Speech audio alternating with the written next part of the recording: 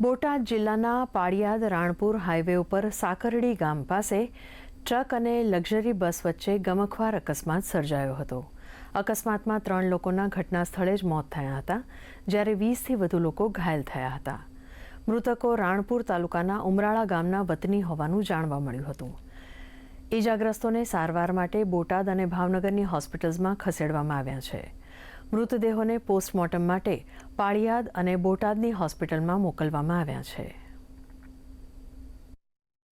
જે ટ્રક છે તે રસ્તાના સાઈડ ઉપર કોઈ કારણોસર ઊભો હતો અને તે દરમિયાન આજે એક બસ છે, લક્ઝરી બસ, જેના રજિસ્ટર્ડ નંબર છે JJ09X8910, તે લઈ અને કોઈ ચાલક છે તેની સાથે પેસેન્જર ભરી અને જતા હતા અને કોઈ કારણોસર તે બંને વચ્ચે ટક્કર થયેલ છે।